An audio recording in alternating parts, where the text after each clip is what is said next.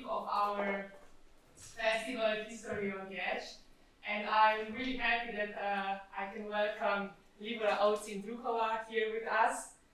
Libora is Professor of Sociology and Gender at the Department of Sociology, University of Graz. She's also the speaker of the research-focused Sociology of Gender and Gender Studies, and one of the deputy speakers of the University's Field of Excellence, Dimensions of Europeanization. Libora does research on cultural representations of gender and social change, state socialism, narrative research, and censoring with a geographical focus on Central and Eastern Europe. Last year, her co-edited book Ljubljana Mikats and Susanne Kink-Hampersberger was published by Palgrave with the title Creative Families, Gender and Technologies of Everyday Life.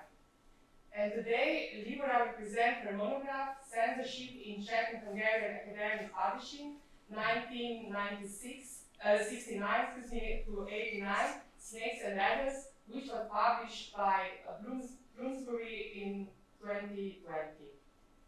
So the lecture will be around roughly 35 minutes long and followed by discussion. Thank you, Libora, so much for coming to Ljubljana, and we are looking forward to your lecture. Well, thank you very much for this wonderful introduction and for the invitation. Believe it or not, I've only ever been to Ljubljana at the railway station in 1995. And that's all I've seen of Ljubljana. So yesterday was my first walk to the city. And as I shared with Anna, there was a city I always wanted to visit, somehow never personally or professionally I wasn't brought here. And why I wanted to visit is that I grew up with this story of my grandfather, or from my grandfather, who always remembered how he participated in some gymnastic event in Ljubljana. So at some point I finally looked it up. And now I lost the count. The other historians will do a better check of this. I think it was the first world championships in gymnastics in 1922, I believe. And I haven't found a memorabilia from it yet, but I think that's somewhere in the family archives. But I think that's what it was. So I'm finally here. And as summer just started yesterday, according to the calendar and the weather as well, I decided that the talk should be a little bit lighter. I also decided not to sit because it seemed too passive and overbearing. Maybe it's overbearing when I stand, I don't know, but I felt it would be like too officious if I sat down. And so I will talk about the book that I brought with me, and I can pass it around. This is the paperback, so it doesn't have the color photos. You will see the color photos in the presentation. The hardback has color.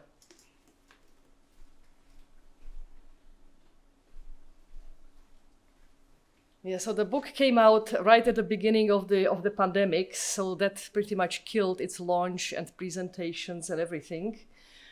So with the delay, it's now getting presented occasionally, if somebody's still interested. I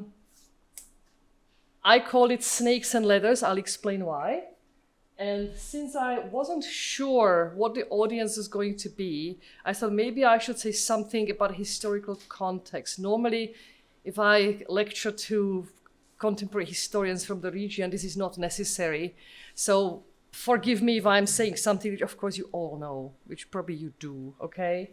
So just the historical context of this research is the 1968 invasion by the Warsaw Pact Army of Czechoslovakia in August 1968, after which the period of normalization starts roughly around 1969.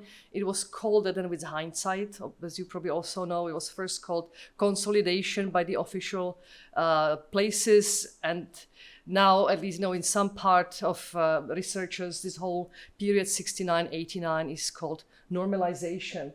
Now, when it comes to what happened during the first year, actually not that much, but the normalization in 69 starts with these wide,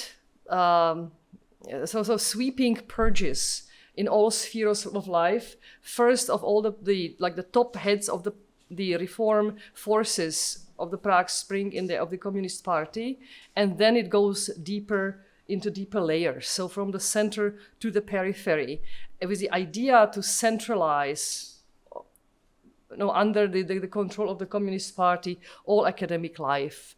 Now, just like with the economy, it didn't quite work that way because it was simply too cumbersome to communicate a message all the way down and then all the way back. Things kind of get lost, pockets opened here and there.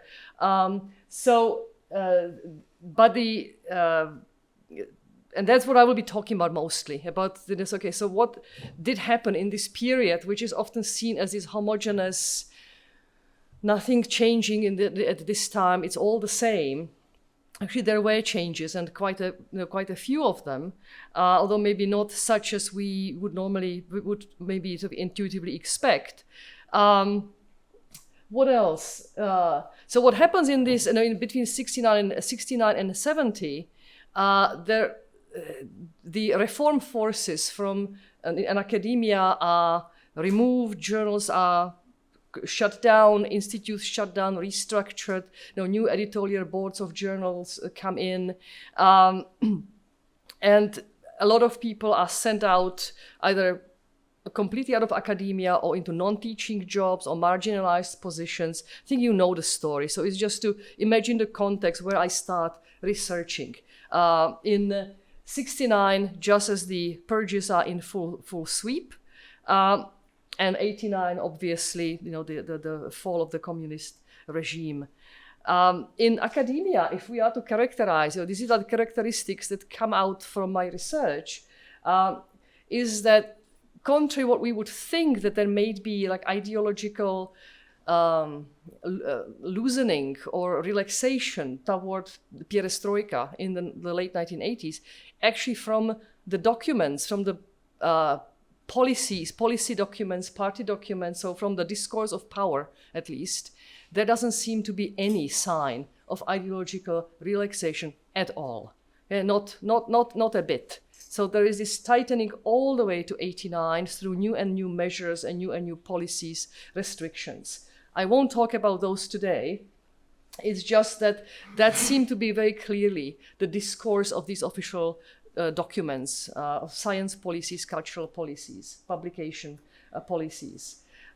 What's another characteristic that comes from the research that I did is the divide of political positions. Now, after 1969, the positions are clear where everybody stands, because the Prague Spring, the reform movement, and then the repressions are in fresh memory, so it's clear who stands where.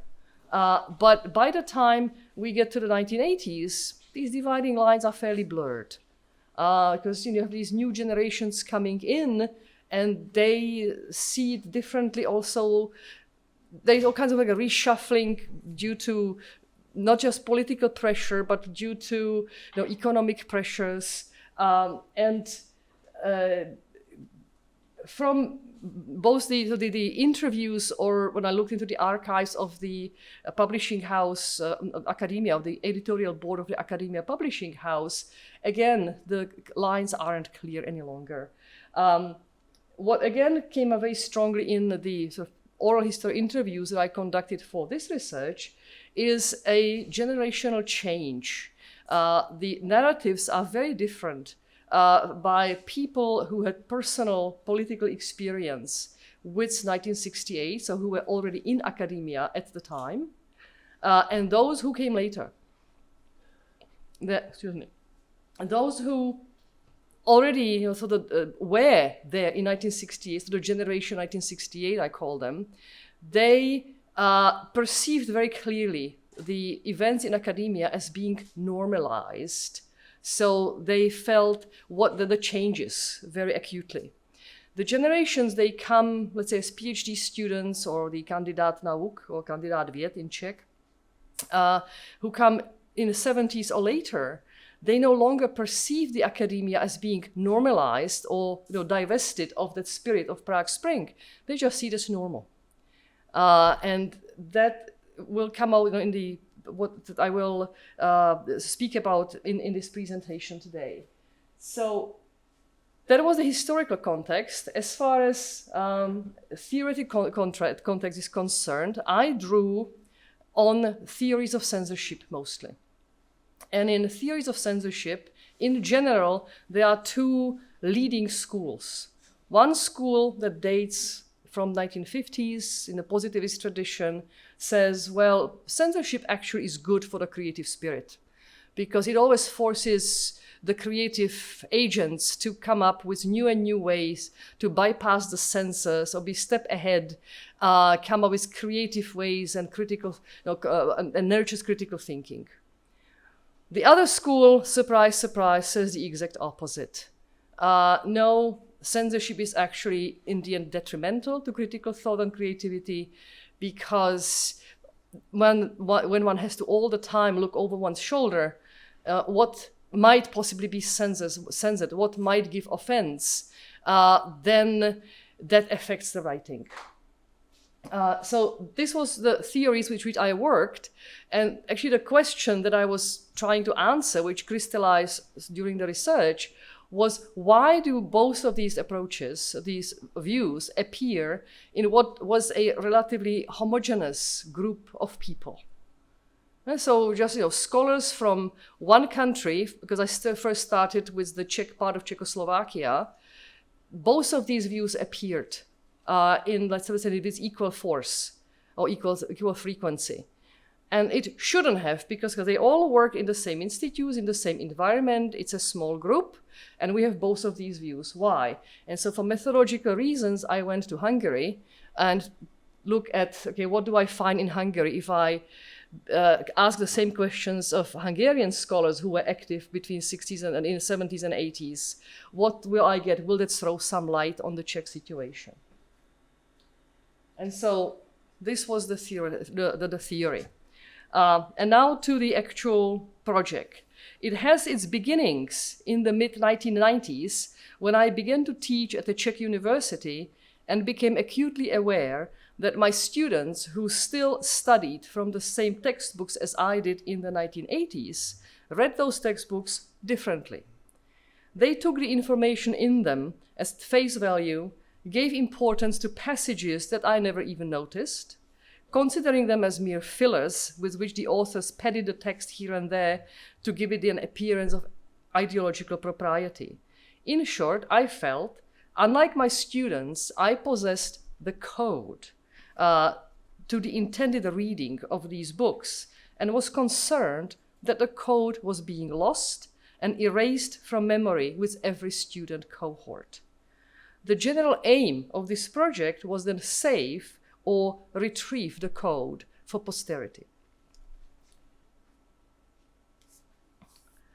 Now, any restrictions on scholarly creation in countries without formalized censorship, which was Czechoslovakia or Hungary, had to be dispersed, that's a term coined by Richard Burt, through various elements of the publishing process and then displaced away from the center.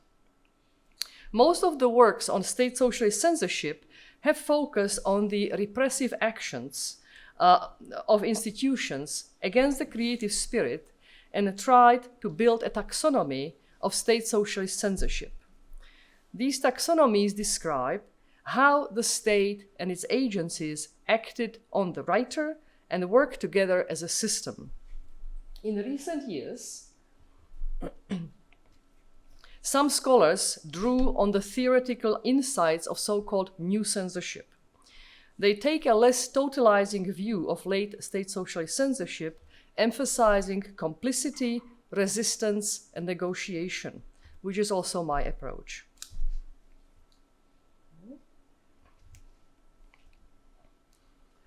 I look at all stages of the writing process and a variety of actors participating in it. The self-perceptions of the authors themselves stand in the center of the inquiry in order to examine the relationship of the author-scholar to his or her text and the reader. This leads to the examination of agency and negotiations of the creative actors, rather than the instrumentalization by censoring repressions of state institutions. My next question in designing the project was how to go about the retrieval of this possible code that I somehow thought was there. Obviously, if the mere mention of the word censorship was censored, because officially research writing was not censored in most state socialist countries, written documents would be thin on the ground. In contrast, memories and experiences of academics active in state socialist publishing houses and journals had been still relatively untapped in the early years of the millennium, so oral history prevailed in the choice of method of data collection. In the end, I used also two different archives to complement or, in social science, triangulate whatever I gained through interviewing. Inextricably bound with the question how was the question who to talk to. For several reasons, I settled on the members of a very broadly conceived gray zone intellectual elite, so academics who did not belong to the dissent, but neither to the leading lights of official academia, the apparatchiks.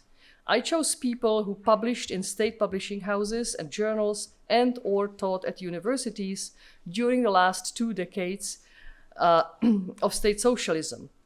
So late Kadarism in Hungary or normalization in Czechoslovakia, and who were respected by their peers at the time of the interview for their work that they already did in that earlier period, so already during state socialism.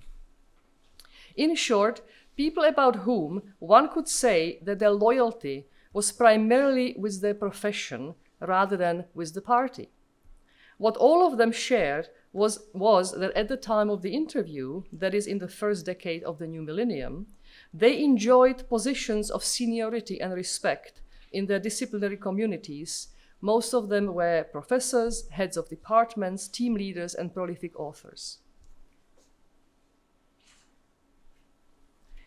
As I began to interview and simultaneously read theoretical literature on censorship, the core question crystallized: what was the end effect of censorship in state socialist publishing?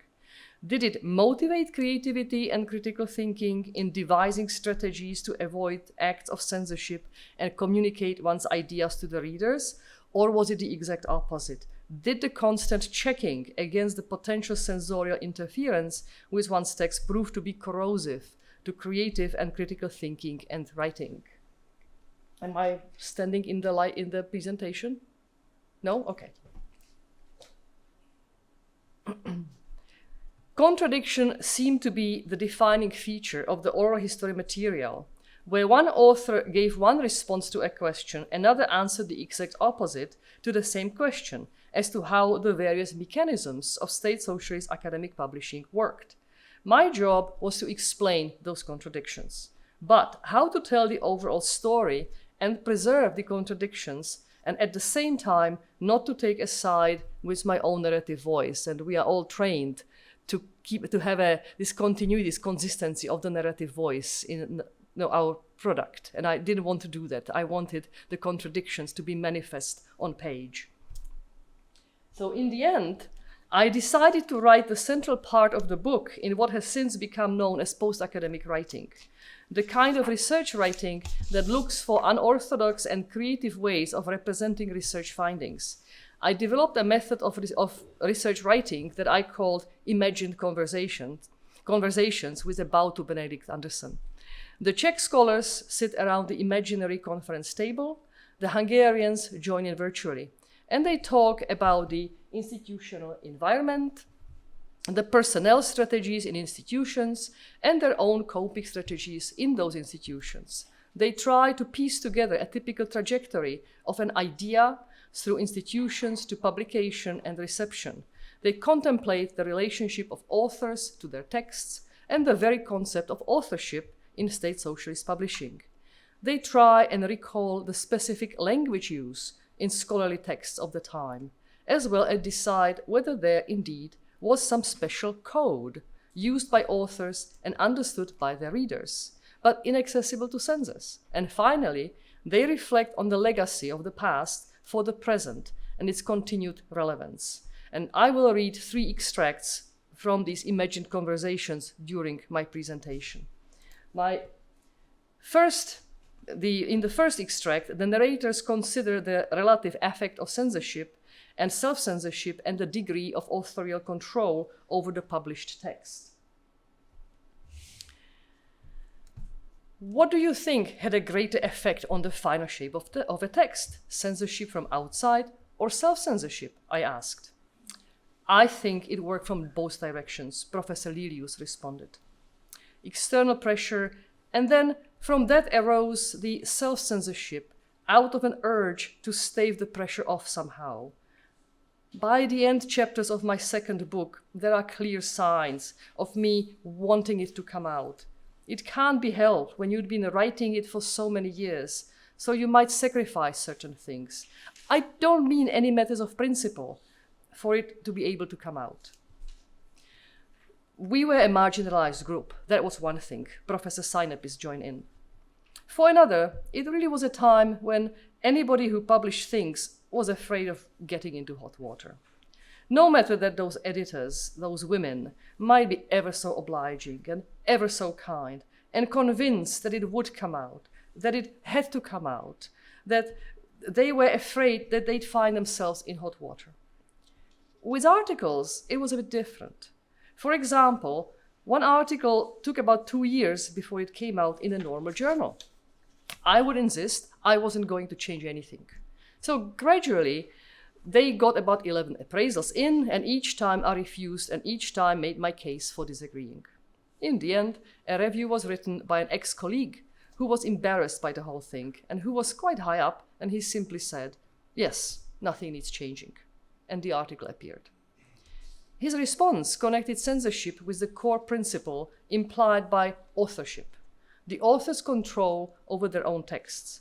Dr. Forzitia also made that connection, for she said, when we submitted an article with the translation of a historical work from German, it had, in those days, to be approved by the head of department. And then the article appeared, with his name first and mine second. I'd got my translation in, and he'd written the preamble, which obviously had a political and ideological slant. Did you know what he was inserting? Not at all, no. I handed the manuscript in, and then it came out with his additions. Could anyone tell in the article who'd written what? You could never tell. Up until 89, the system was ruled by a kind of vagueness that left everyone with a sense of guilt, without knowing what for. It was that Mao Zedong-like way of molding broken-willed good collaborators. See, you were always scared, but you didn't know what of. That's what it was like here. My boss also got me to write a whole array of text for her and never ever put me down as their author. Dr. Salina added to that experience. She might be doing an article to send somewhere, so she'd had me write 8 to 10 pages as her source material, took it and used almost the whole thing, just titivating it a bit, then published it under her own name, and that was seen as normal. It used to rile me. So your authorial power to decide about the manuscript was actually seriously curtailed, I ventured. Yes, invariably, Dr. Forzitia confirmed. The end of the first extract. Unclear directives meant that every actor on the social side of the publishing process, the author, his or her superior, editors, guessed at and occasionally negotiated the boundaries of permissibility. It follows that any publication constituted a potential risk for all involved in terms of their professional future and further publication opportunities. Some manuscripts were sent for an ideological review, but the authors typically did not know that in advance and were not necessarily informed even after the fact. Indeed, if censorship officially did not exist, a manuscript could hardly be rejected on political grounds, and such rejection procedures lacked due process. Inevitably, personal relationships took precedence over the professional standards of a review process. The need brought together groups of trusted friends and acquaintances that formed gated communities, publishing spaces designed to keep out outsiders. a shortage of resources further exacerbated the importance of personal alliances. In short, written and unwritten rules, modified by exemptions and complications, regulated every step of a manuscript toward publication. Who and under what conditions could write and publish, where and how often, who supervised the process, to whom and under what circumstances the regulations did not apply, and what were the sanctions for transgressions. The progress of an idea toward publication resembled a game of snakes and ladders, albeit with the researcher having a bit more agency than deciding whether to cast a die or not. Now, one cast an idea into the institutional environment, and its progress depended on whether it landed on a square with a ladder that held it up to the next level of approval, or on a snake and slid it down a level or two. It's an old Indian game, I'm told. That was to teach a moral about good and evil.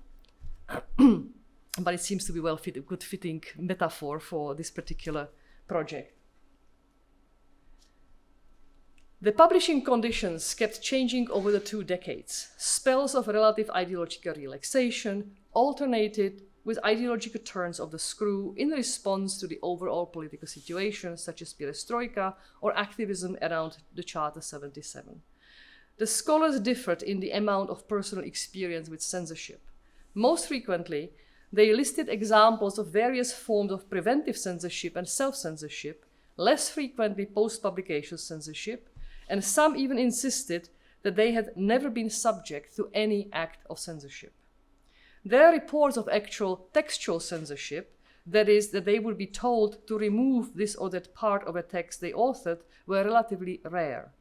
If they did occur, then usually as accounts of friendly censorship, a form of censorship halfway between preventive censorship and self-censorship. A colleague or the publisher's editor would verbally advise them to change the wording of some parts of the argument. Even then, the advice included additions rather than omissions to make the text politically palatable. Authors were not entirely at the mercy of the system in resisting censorship. The lack of clear boundaries allowed for negotiation and varying interpretations.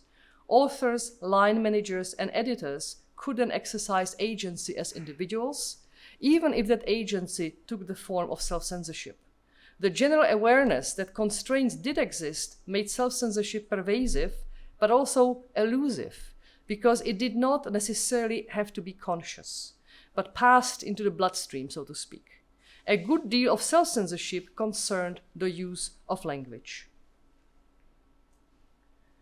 The second extract is from the chapter on the use of language, required, ideological use, or the author's preferred expressions. The authors conclude the discussion of concrete words and phrases with a more general reflection on the language of academic texts of late socialism. I've already talked 37 minutes. Goodness. I got carried away at the beginning with the context. Are you still okay? Yeah? Okay. The second extract is from the... I start reading now. It was probably the sinister implications of Dr. Stellaria's reflections that prompted Dr. Forsythia to an even darker contemplation. I was always most afraid of people who simulated philosophy, who only knew the one ghastly version of Marxism that was used to explain things back then. They didn't know Hegel. They didn't know anything. And because they were only half educated and knew very little, they were the most dangerous ones. Because they always framed the pressure they exerted in a color scheme of political attacks. But sometimes it was simply that they were affronted by things they didn't understand. Language was pitched at 2 levels, which means there was considerable ambivalence as regards specialist language, because on the one hand, it was perceived as being properly scientific, but on the other, because the relevant guardians of ideology didn't understand it very well, so saw it as highly dangerous. Professor Sinepis confirmed that indeed linguistic sophistication could give offense to some in power. So, if there was a talk of adaptation, adaptace in Czech, they prefer to replace the word with something else. Because what is adaptation, really? Is it přizpůsobivost, which actually in English is adaptability, or to do with adapting in moral terms, right? Those people immediately converted it into this kind of language. One danger was fear of an excessive demand for not only conformist, but also accommodating terminology. Professor Sorbus traced the obsessive picking over of words to its origin, fear. Authors actually deriving it from the 50s, and that was where they were wrong. They dipped into 50s terminology either from defeatism or for it to serve as a blanket under which they could retreat and enjoy private life. My feeling is that people often thought that more was not permitted than was permitted, because if you asked no questions and weren't conspicuously provocative, everything was all right. Professor Salvia nodded understandingly and spoke in a low tone. Human nature contains lots of positives and negatives, and the instinct of self-preservation and an ability to justify everything conceivable to oneself may give rise to lots of things. That may even be the reason why I was genuinely afraid to join the party, that it might do something to me that I wouldn't have wanted. And the 70s revealed in people's characters things that were doubtless there before, but our generation hadn't experienced them and didn't know them. We first encountered them after 68, that switching of opinions, people doing anything that was to their advantage. In the worse, the ethical sense that's still with us. The 70s were kind of irksome, dirty, weary, and also the fairly strong fear, although we didn't need to have had it. There is perceptible anxiety regarding how to write something so that it gets published. But the Czech scholars reported much less frequent and less dramatic personal or second-hand experience with post-publication censorship than the Hungarian narrators. Yet, some of their accounts were saturated with memories of fear, while the Hungarians often spoke of enjoying a considerable degree of academic freedom, despite having colleagues and friends who lost their jobs in retaliation for something they wrote, or, in extreme cases, went to prison. The crux of this difference seems to lie in the far less systematic preventive censorship in Hungary than in the Czech academia, where the foggy rules further exacerbated the anxiety. They kept everybody at all levels alert, even oversensitized, to textual minutiae before a text was printed, so that post-publication censorship became almost superfluous. The proactive censorship resulting from the guessing game of the hypothetical objections the reader at the next level might raise made everybody at different stages of the publishing process both a censor and censored, and consequently inclined to censoring perhaps more than was necessary. A side effect of this dynamic between mechanisms of surveillance and resistance was a destabilization of the category of authorship. The author's control over their texts diminish, and they themselves undermined the concept of an author by resorting to publishing under the anonymous et al., pen names or allonyms, or I call it ghost authoring. And in the last extract that I will share with you today, the discussion on language continues. This time I asked the participants of the imaginary symposium to reflect on their personal relationship to the language they used in their academic texts. The caterers began to clear away the main course dishes. As we were waiting for the desserts, I invited my mentors to assess the overall use of the scholarly language with the hindsight of the intervening years. I asked, do you think that this practice of using certain authorially preferred, or on the other hand, externally demanded phraseology was always a conscious act, or was it something that had passed so far into the bloodstream as not to register? It was entirely conscious, Professor Sinepis said without hesitation. In my student days, I was incapable of accepting the worldview or ideology that existed.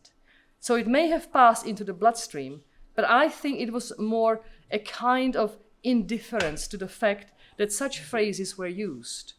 They were seen as more or less formal, empty things that were simply put there, like when you get a parcel, it's wrapped in padding, just padding that was of no importance, that got discarded anyway.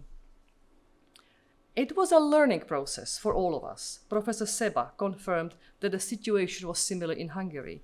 It started in the secondary school. What is the way to describe things? You were socialized into that, and that was the way how you participated. One of the key features of the dissident literature and key aims of participating in underground activities was to learn a different language and to use a different language. Sometimes it was much less about the topic. It was just about how you address a topic. She fell silent. Nobody else claimed the floor, so she continued, reflecting. I thought about it a lot after the transition, about our language. One very effective tool to stop intellectuals from publishing was depriving them of their language. An amplifier of terror didn't apply just to the actual terrorists. Professor Sorbus brought up his earlier metaphor of amplifier of terror. But given how authors overuse the phraseology, it's understandable this made others feel obliged to follow them. It created a benchmark. For a long time, I myself had scruples, but at the very end of that period, I did use Marxist-Leninist. It occurred to me back then that the young generation was fixated on music, so overrated the importance of musical expression, the language of music, because they were totally disillusioned, totally fed up with the abuse of language, Dr. Hyacinta offered. Because language had lost its credibility, they needed another medium to communicate with others and test whether they saw things the same way and understood one another. It seemed to me, and this still strikes me as basic to the woeful conditions of the 80s, despite glasnost and everything, that language was being abused.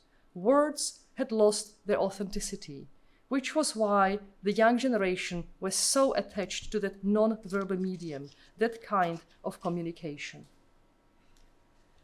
The need to write only on some subjects and in a particular way, by definition, produce a debate in the interviews around the possible existence of a certain code of communication between the author and the reader, or Aesopian language, as it is sometimes called.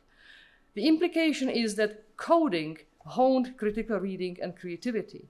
If the authors at all acknowledged that such practice existed, they tended to see the importance in imaginative literature and in poetry, but much less in scholarly writing. There, they conceded that perhaps it rested in layering the text, vrstevnatost textu in Czech, and in stylistics.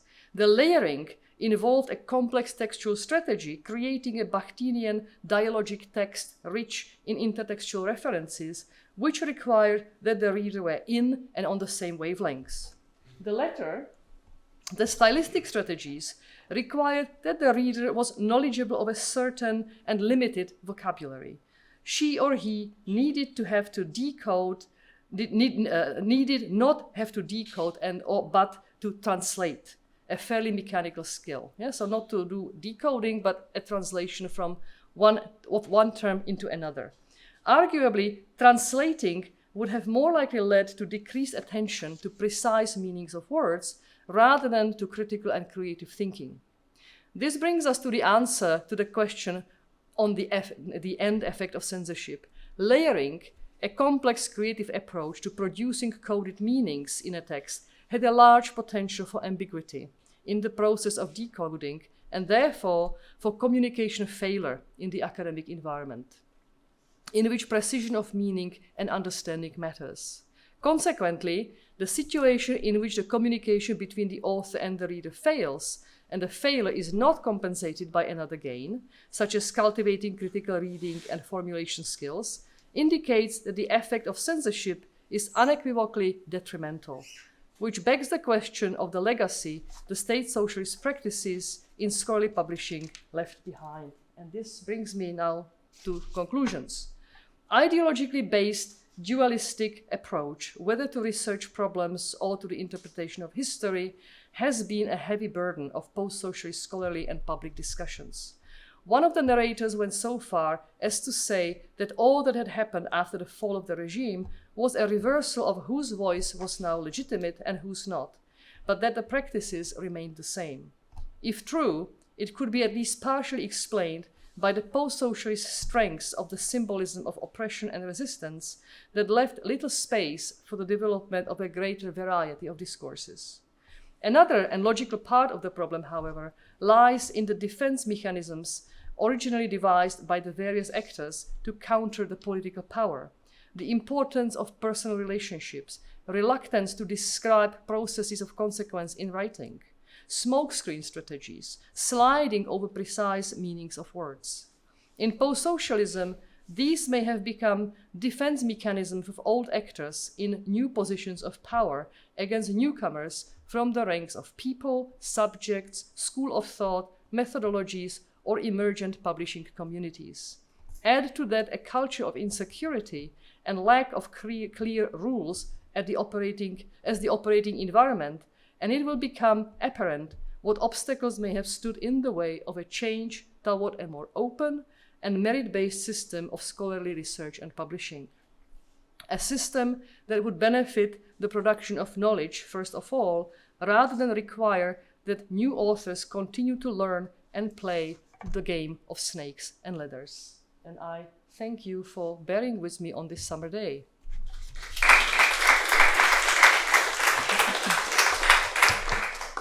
Thank you, Libora, very much for your presentation and also for very interesting photos in your on the PowerPoint. Maybe you can say something more about this.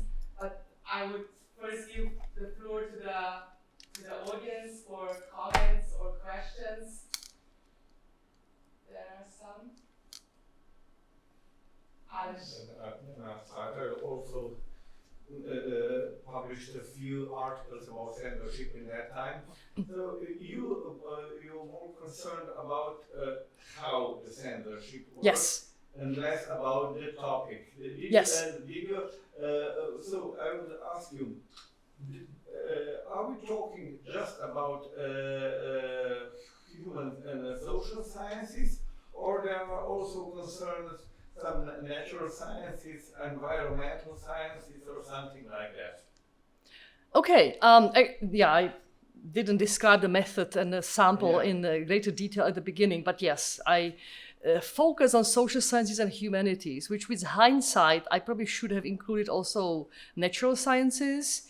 But still, I wonder about, actually, is some literature on natural sciences, but it seems that in natural sciences, the attack went against people. And so it would always, it would tend to be a way to remove a rival by turning an argument into political, rather than, these complex strategies that I described, how you use a particular word. And I mean, there is an excellent book by Riikka Nysänen-Trnka from Finland, who did research also natural life sciences, and that is very much what she found out. Also, her focus was not on censorship per se, but generally the Prague Spring and aftermath in the Academy of Sciences. And that seemed to be, entirely led along the lines of personalities rather than the actual content. And in social sciences, humanities, at the beginning also, it was clearly people rather than the actual content. While in Hungary, it was different. That was the content. Because in Slovenia, one of our professors has a problem. It was at the beginning of the 80s, which published with his PhD work, because he opened the question of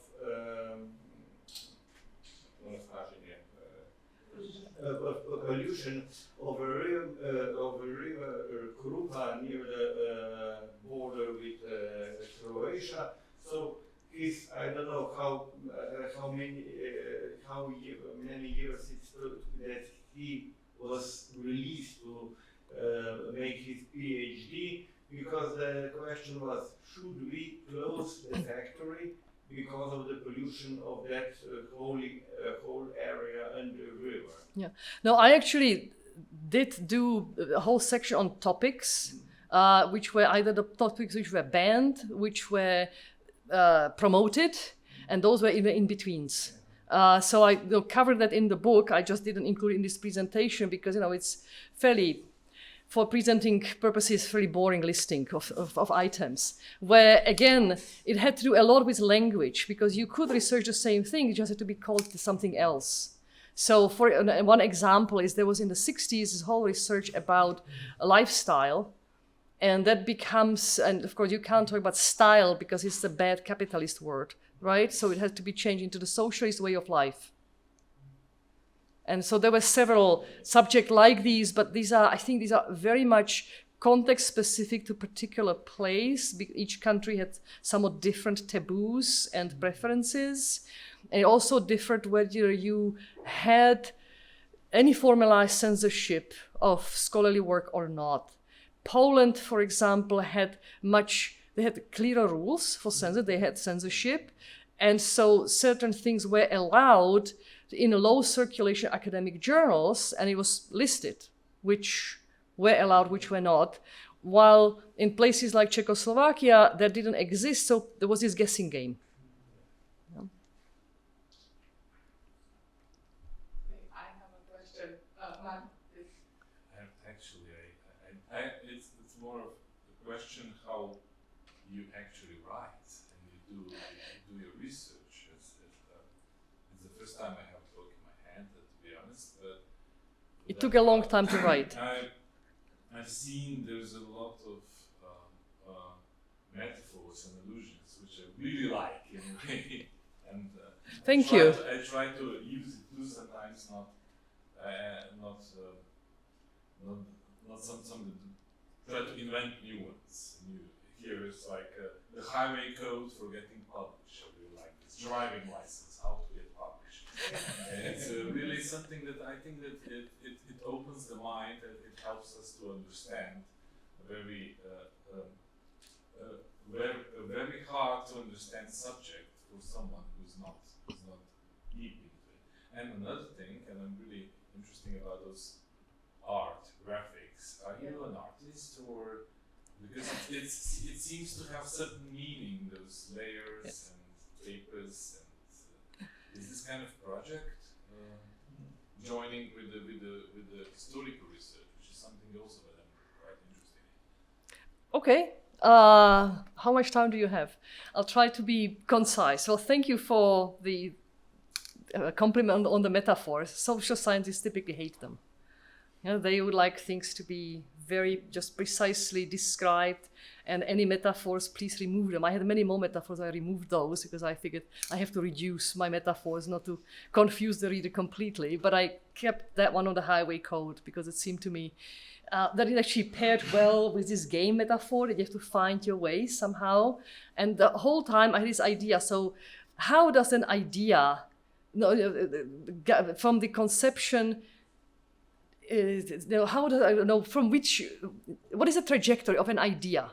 If I get an idea to get something researched and published, to post-publication reception. So in this restrictive environment, what are the hoops? What does it have to go through? And so I was looking for metaphors that would pair with that. But as to the photographs, these are like 4 pairs of installations that I created. I'm not an artist. This is an exercise in research pedagogy. I'm trained in cultural studies and literary theory. And on literary studies, that's my original training, or postgraduate training.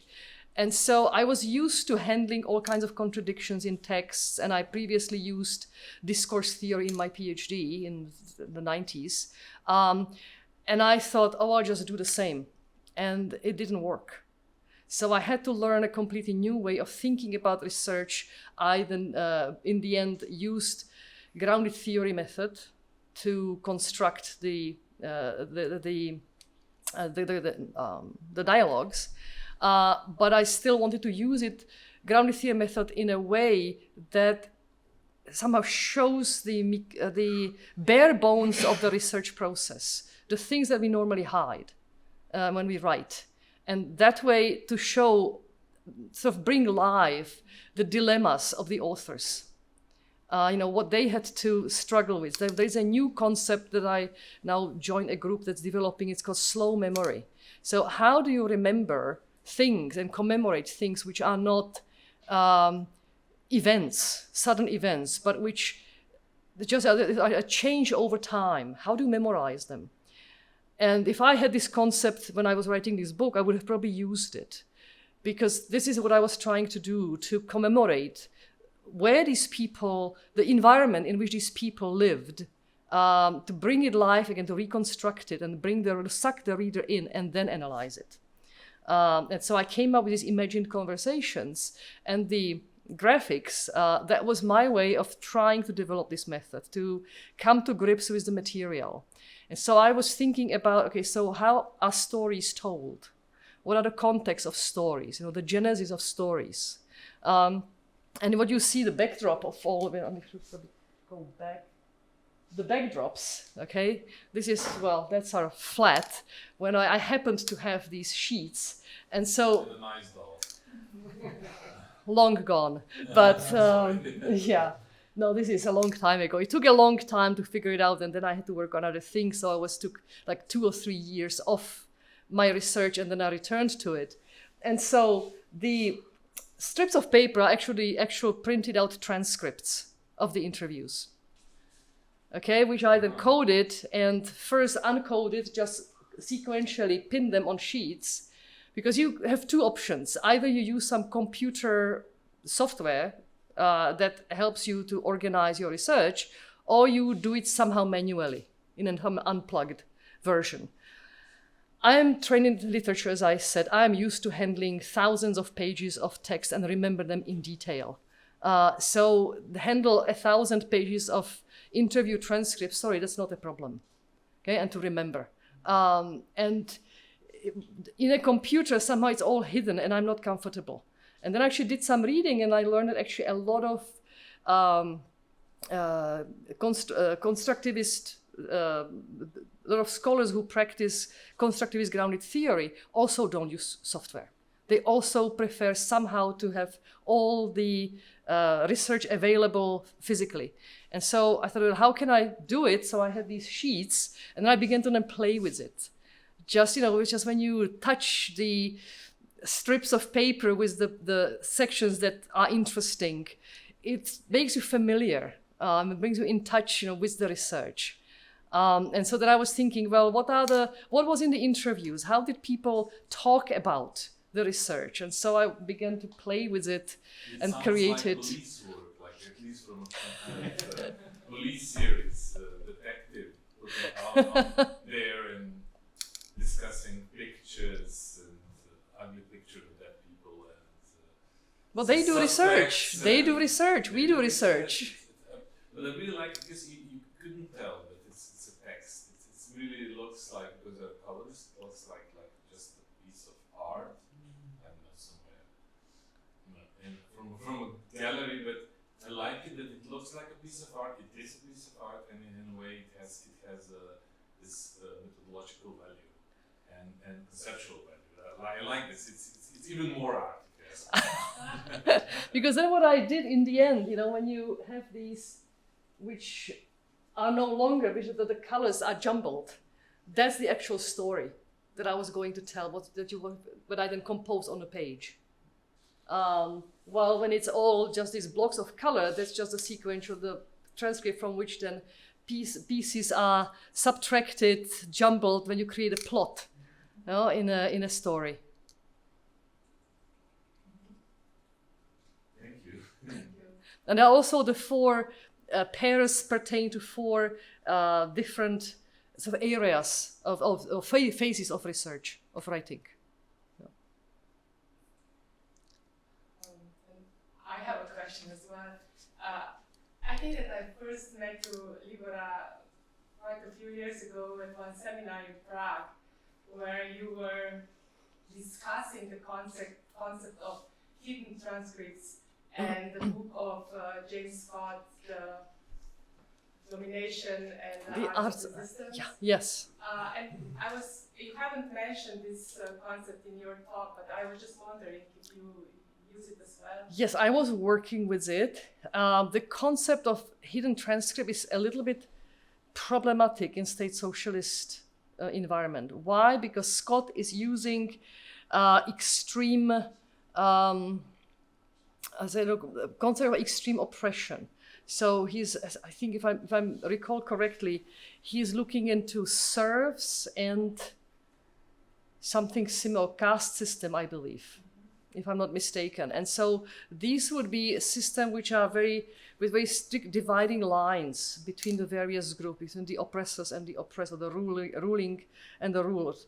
And here, so I started working with it, and I'm using it somewhat, but up to a point, because what clearly became obvious from my research is that there were no such dividing lines.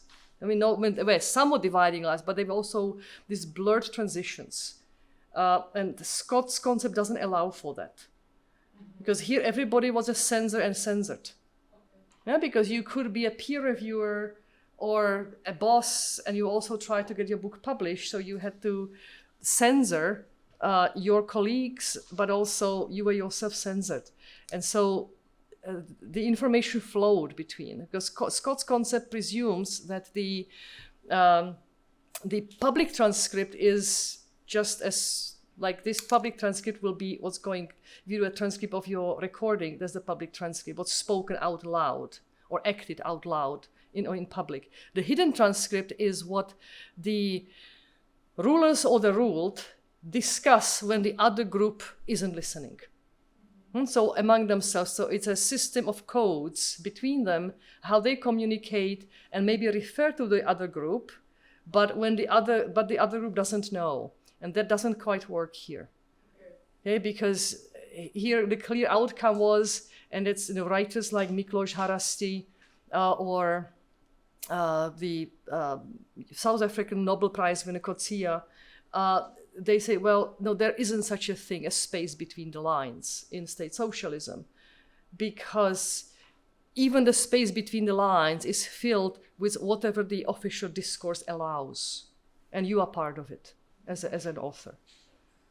So that's where the hidden concept doesn't quite work.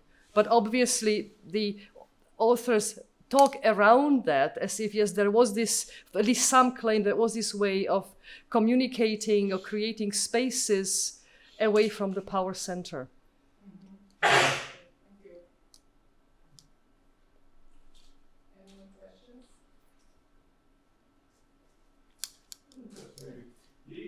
You made a lot of interviews with those academic staff.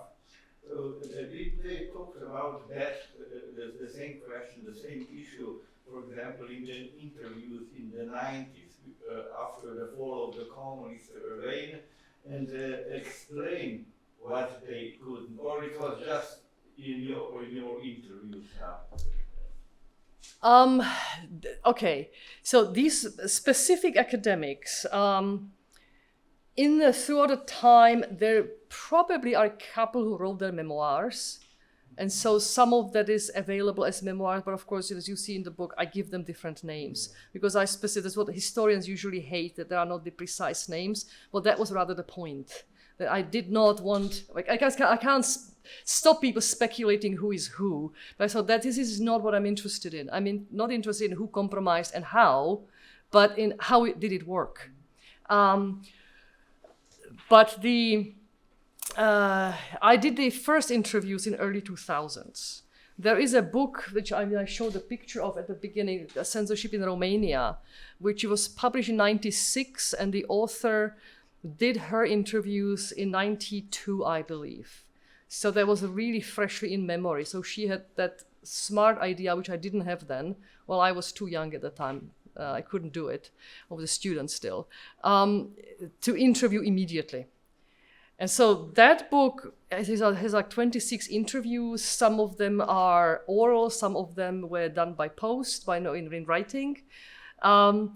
was very helpful for me to construct my interview guide. So about what I should be asking, what are the possible categories. But then I did my interviews in early 2000s for the Czech side. And that's, when I analyzed them, I ran at this problem, this unexplained. I couldn't answer my question. So that's when I went to Hungary. I had a Marie Curie fellowship in 2008-9, I believe. And that's when I did the follow-up interviews there. But there are also like numerous memoirs by other academics, whether in former Yugoslavia or Czechoslovakia. One person who helped me a lot was János Kornai, the Hungarian economist, who wrote an autobiography, this thick, about his publishing stories in Hungary and abroad. So I brought all of that into this research, whatever I could put my hands to. So some do talk about this experience that I asked about, but actually most didn't quite. I would like to claim they didn't go into that depths of the mechanics that I was interested in. And there are also some further follow-up oral history projects that asked about similar things. Yeah. You mentioned also you looked at archives of the Czech Academia. Yes. Yes. The publishing house, not the Academy of Sciences. The publishing house. Yeah. Yeah. Yeah. Because Academia is a publishing house of the Academy of Sciences. Yeah. I just wanted to ask you if you noticed somewhere found that, for example, those academics talked about the other censorship in Czechoslovakia, about plastic people of the universe, about Havel, about all those things. Did they ever talk about it? Did you found anything that they talked about? I didn't ask about those things because I was specifically interested in academic work. Because there is a difference in censorship in academic life and in media or creative arts. Why? Because media and creative arts were covered by legislation. There was a legislative ground for censorship from 69, I believe. I have to check always the date because I forget dates. It was 68 or 69. It may have been already actually autumn 69 when the Censorship Act or the press law came into effect. But it specifically exempted academic work from all censorship. And so that's why I was interested. Yeah. There's also a lot of research. Other scholars do censorship in literature, in the media, but nobody touched academia. That's what I was interested in. I have a very strange question. Are certain mechanisms, a certain way of writing, coding, decoding, also present now? Do you see in academia sometimes some kind of censorship or self-censorship, or trying to get closer to the discourse that you would like to get near in order to publish there or something? So the discourse of some kind of international publishing house that you need to change a lot of your work in order to get published by someone that is very important. You mean not necessarily in the post-socialist context, generally? No, it's generally. General. Post-socialist context. No, that's because there's two different things. Because one thing in the post-socialist context, we just talked about it before this talk, that certain things are not welcome in certain environments. Yes. I brought up the word negotiation in certain Czech context, and that was picked out already, for discussion and defense, that I dared to suggest that any sort of negotiation was possible in those days. So that's one context, but the other one, more sort of a general. There is, in this new censorship vein, there is some work by people like the feminist philosopher Judith Butler, or now I escaped the. Also, I think Michael Holquist, who says basically censorship is the that censorship is constituent of institutions. And there is some sort of debate or quarrel, constructive quarrel, between scholars who research state socialist censorship and democratic censorship in democracies, whether these contexts are exactly transferable, whether we can say, oh, it's the same thing all over. The argument typically is stronger or weaker, that, or so to say more forceful, less forceful, that no, the state socialist environment is somewhat different, because there you do have a clearly defined power structure that supervises whether what can and cannot be said, and you don't really have publishing alternatives.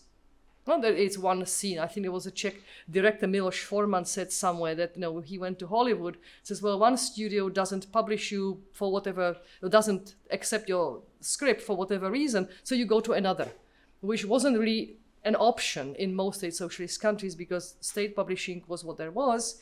The options were to go to dissident literature or publishing house, and that had different implications in different countries. In Hungary, they could still move between the two worlds. In the Czech Republic, it was typically one or the other. And so whether we just say, oh, this is just the same everywhere, I'm hesitant to accept that argument, like to embrace it fully. But of course, yes, we do, all of us, I think, practice self-censorship if we want to get a grant for publishing. We have to fit into certain categories, and then we get onto that thin ice, or that sensitive space of what is self-censorship and what is merely editing. The difference between simply politeness and respect to a minority, how I speak about a minority, and when it is censorship. And that's a big debate. Right? So if there are no more questions or comments, then I would like to thank you, Libora, for your lecture, and the audience for the debate. And I'm sure I will soon start my grant in your department, that there will be more cooperation with the Institute. But for now, I would like to thank you. Thank you for having me.